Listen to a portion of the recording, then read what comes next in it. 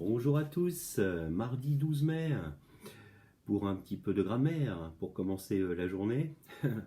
Alors, on va parler de l'adjectif qualificatif. Alors l'adjectif, c'est formidable, on peut faire plein de trucs sympas en atelier d'écriture avec. Alors d'abord, vous allez avoir la leçon à copier, qui est dans le livre, intégralement, un petit peu longue. Voilà, plus un petit exercice d'application, voilà, tranquillement. Ah, j'aimerais dire une petite chose. J'ai dit 3 élèves hier dans le chat, mais en fait, sur la liste, j'en ai vu que 2, moi, parce que j'ai reçu la liste des élèves. Donc, il s'agit, je vais le dire pour lever toute ambiguïté. Donc, il y aura Mohamed et il y aura Arlette. Donc, les enfants, vous irez. Alors, il y a un mot qui est prévu, qui est en cours d'élaboration pour vous, un mot particulier, que je vous transmettrai, puis je vous téléphonerai.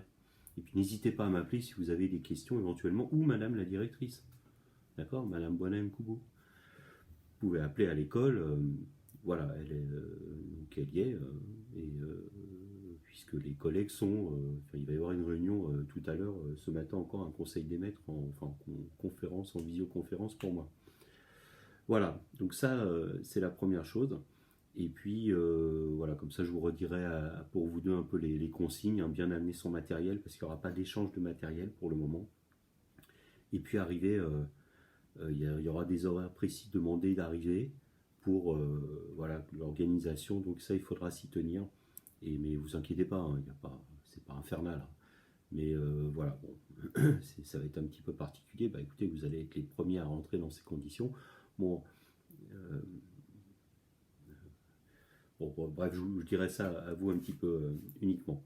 C'est tout ce que je sais pour le moment. Mes 2 élèves. Et donc, alors, lundi, mardi, avec Madame Johnson, sauf la semaine prochaine, puisqu'il n'y a que 2 jours de classe, il n'y a que lundi, mardi, puis après, le reste de la semaine, il n'y a pas classe, c'est le pont. Et puis, sinon, après, quand ça reprendra, ce sera jeudi, vendredi avec Monsieur Franchini. Donc, lundi, mardi, Madame Johnson, jeudi, vendredi, Monsieur Franchini. Voilà, vous êtes une dizaine à peu près, 9 ou 10. Et puis vous serez avec d'autres camarades, il y aura des CM1 et des CM2, j'ai vu le groupe. Voilà quoi. Bien, donc voilà comment ça va commencer la semaine prochaine. L'adjectif qualificatif, bon alors vous connaissez, vous savez. Alors, qualificatif c'est un terme un petit peu plutôt sportif, on va essayer de se qualifier, voilà, mais là c'est pas dans le même sens, c'est-à-dire qualifier dans le sens donner une précision, donner une... c'est le sens aussi de qualification, c'est-à-dire voilà, on détermine un petit peu plus ce qu'est le nom. Par exemple, je peux dire voilà, un stylo, je peux dire un stylo bleu, voilà, ou un stylo plastifié. Je dis pas un stylo en plastique parce que ça, c'est pas un adjectif en plastique, c'est un complément du nom. Bon, bref, on verra. Ou un tissu noir, ou voilà. Vous connaissez les adjectifs de couleur, noir, vert, jaune, etc. Alors on va s'interroger avec l'adjectif d'abord sur une toute petite idée qui pose bien des problèmes à nos amis anglais quand ils apprennent le français. C'est que nous on a l'habitude, vous savez qu'en anglais on place toujours l'adjectif avant, quoi qu'il arrive. Black, black tissue, blue pen, donc ce qui se traduirait en français par un bleu stylo, un noir tissu.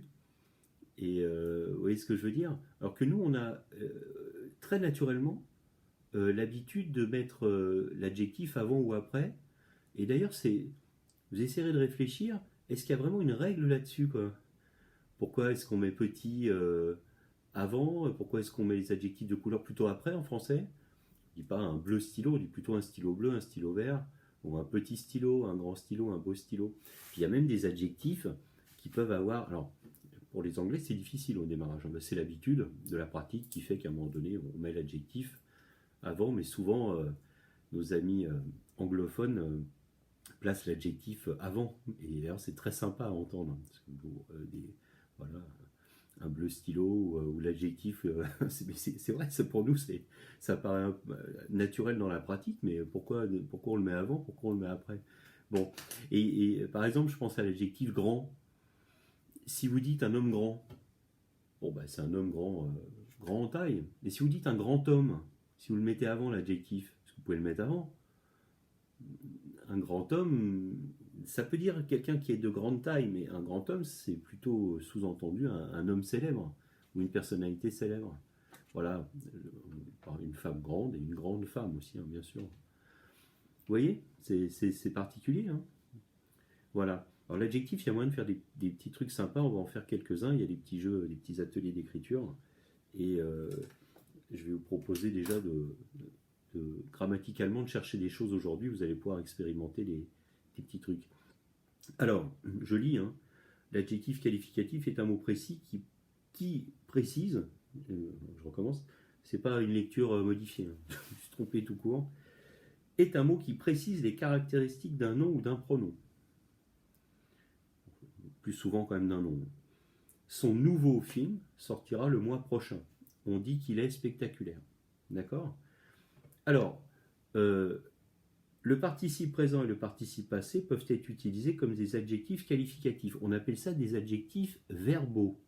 Quand par exemple vous prenez un verbe, vous prenez son participe passé ou le participe présent et vous en faites des adjectifs. Alors là, je vous propose de jouer un petit peu à ça aujourd'hui, de faire participe passé, participe présent avec des noms. Et vous allez voir qu'il y a moyen... je vais vous donner quelques exemples, hein, tout simplement. Alors d'abord, pour le participe présent, c'est simple, c'est toujours ANT. Déjà comme terminaison. Et puis pour les participes passés, vous pouvez avoir des IIS, UUS, enfin, ça dépend aussi des pluriels, mais IIS, UUS et pour voilà, participe passé. Donc, en clair, si je prends un participe passé, un poulet gagné, par exemple, on va prendre un poulet à chaque fois. On prend un poulet. Alors, dans le cahier du jour, vous pouvez écrire la date, hein. Sauter 2 lignes, et puis un petit atelier d'écriture directement, vous en faites quelques-uns, un poulet. Alors, et vous faites à chaque fois, vous prenez un verbe, le participe passé et le participe présent. Je vais vous en donner quelques-uns, vous allez voir, c'est facile. Donc, un poulet gagné, participe passé, un poulet gagnant. Voilà. Un poulet perdu, un poulet perdant, si je prends le verbe perdre. D'accord ? Alors, un poulet gagné.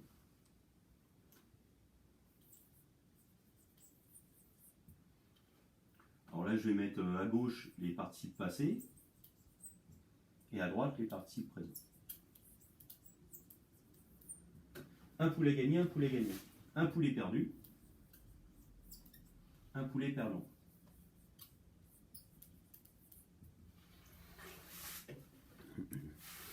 Un poulet brûlé, un poulet brûlant. Un poulet tordu, un poulet tordant. Vous voyez, tordant, c'est qu'il nous fait bien rire, quoi. Quand on dit quelqu'un de tordant, il a beaucoup d'humour, celui-là. Donc un poulet tordu, un peu tordu, un poulet tordant, il nous fait bien rire, celui-là. Donc vous voyez que l'adjectif peut aussi avoir, parfois, au niveau participe passé, participe présent, voilà. Alors un poulet tordu, un poulet tordant. Alors on essaye avec I un petit peu un verbe, donc on va prendre un verbe en IR. Un poulet, pas forcément d'ailleurs, ouais. Un poulet fini, un poulet finissant. Un poulet rougi, un poulet rougissant, oui.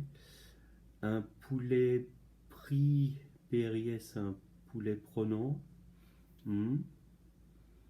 Un poulet attrapé, un poulet attrapant, ça c'est et. Un poulet... un poulet volé, un poulet volant. Pas mal celui-là. Un poulet volé. Un poulet volant. Vous avez compris? Voilà. Si c'était féminin, on aurait une poule volante, hein, bien sûr. Hein. Il y aura un accord. L'adjectif, alors, on va le dire après, l'adjectif qualificatif s'accorde en genre et en nombre. Hein, d'accord? Ça aussi, cela va de soi. Donc je vous demande dans un premier temps, alors vous faites dans l'ordre que vous voulez. Hein. Vous pouvez commencer par ce petit atelier d'écriture si vous voulez. Après, vous allez copier la leçon qu'on va continuer à lire ensemble. Et puis après, je vous donnerai un petit exercice. Et puis la semaine prochaine, on fera un petit atelier d'écriture rigolo à partir l'adjectif avec l'adjectif qualificatif. Voilà, déjà celui-là, alors allez-y, hein, vous m'en faites une dizaine de chaque, et puis vous pourrez me les envoyer, hein, et je les lirai. De toute façon, je les lirai dans vos cahiers du jour quand j'irai les récupérer, certainement une partie de la classe, je pense mardi prochain avant le pont de l'Ascension. D'accord? Alors, voilà, on continue. L'adjectif donc qualificatif s'accorde en genre et en nombre, avec le nom ou le pronom qu'il qualifie, même s'il en est éloigné. Donc un garçon poli, I, une fille polie, IE, des enfants polis, IS, des filles polies, on aurait IES. D'accord? L'accord du participe passé. Voilà. Rongé par la mer, hein, la falaise s'effondrait. Ensuite, on a les fonctions de l'adjectif qualificatif. Ça, on y reviendra. Alors, vous allez le copier hein, dans la leçon. On y reviendra un petit peu plus tard. Ce sont des notions grammaticales. Retenez simplement une chose. On dit épithète du nom. Épithète du nom, c'est simple. C'est quand l'adjectif est collé au nom directement, sans rien d'autre. Par exemple, un poulet perdu. Voilà.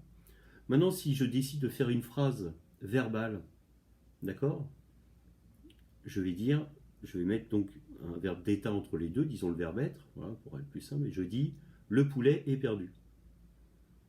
Ces deux phrases, le poulet perdu tout seul et le poulet est perdu, disent à peu près la même chose, d'accord? Sauf que grammaticalement ça change. Le poulet perdu, donc quand il est collé à l'adjectif, on dit que c'est épithète, et quand il est au milieu, vous mettez un verbe d'état, comme être, paraître, sembler, vous vous souvenez, le poulet semble perdu, le poulet est perdu, le poulet demeure perdu, ben on dit que l'adjectif, dans ce cas, il est attribut du sujet, puisque d'un coup, il y a une phrase, sujet, verbe, et attribut du sujet. Attention, c'est pas un COD hein, quand vous avez un verbe d'état. Bon, on y reviendra ça la semaine prochaine, on travaillera spécifiquement là-dessus. Épithète et attribut, voilà. Copiez-le dans la leçon, évidemment, mais on verra ça tranquillement la semaine prochaine. Et puis, je vous demande de me faire l'exercice 3 et 4 de la page 36.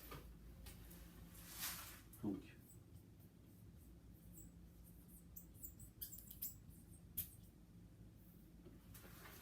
alors le 3 c'est simple, vous choisissez un adjectif de votre choix, donc recopie et complète chaque groupe nominal avec un adjectif qualificatif de ton choix. J'ajoute un petit truc, si vous voulez, ça nous servira pour la semaine prochaine. Moi je vous oblige quelque chose, c'est que votre adjectif doit commencer par la même lettre que le nom. En clair, un navigateur, vous allez me trouver un adjectif qui commence par un N. Des livres, l'adjectif commence par un L.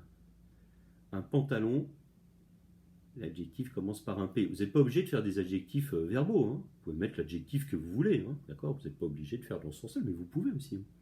Un pantalon perdu. Un pantalon préparé. Ou alors un pantalon pharaonique. Bon, bref, vous faites ce que vous voulez. Vous pouvez le faire avec votre prénom aussi, c'est rigolo. Voilà. Vous prenez votre prénom, puis vous mettez un adjectif. C'est une manière souvent, quand c'est des petits jeux, quand on arrive dans un groupe, on connaît personne, on demande de trouver un adjectif qui commence par la même lettre que son nom, et ça permet aux autres de mieux retenir le prénom quand il y a beaucoup de monde. Voilà. Olivier, opaque, par exemple. Bon. Ou Olivier, horrible. Non, il y a un H, je plaisante. Olivier, des adjectifs en haut. Bon, je vais prendre OU. Ou ouvert. Voilà. Vous voyez, pas si facile, il y a l'air de rien. Voilà. Bien, écoutez, l'exercice 3, donc d'accord. Alors, mettez un adjectif qui commence par la même lettre. Allez, ça fait une petite difficulté supplémentaire. Pour le 4, c'est simple. Vous avez des listes. Il s'agit d'une liste A, une liste B. Et vous avez, c'est une idée d'accorder correctement l'adjectif, hein, d'accord, en genre et en nombre, avec le nom qu'il qualifie. Donc, il faudra relier avec les flèches le nom avec le bon adjectif, d'accord? Il y a le A et il y a le B. Hein. Voilà, écoutez, c'est tout pour le moment. Bon courage. Et puis, je vous dis, moi, à cet après-midi pour les corrections. Et corrections pas à pas, hein, tranquillement, quoi. D'accord? Donc, je répète, hein, commencez par le petit jeu d'écriture. Participe passé, participe présent, d'accord? Ok. Vous en faites une dizaine. Prenez n'importe quel verbe, hein, ça marche, hein, ça fonctionne. Et la leçon, intégralement, plus les exercices 3 et 4, page 36. Et bon courage et puis à tout à l'heure.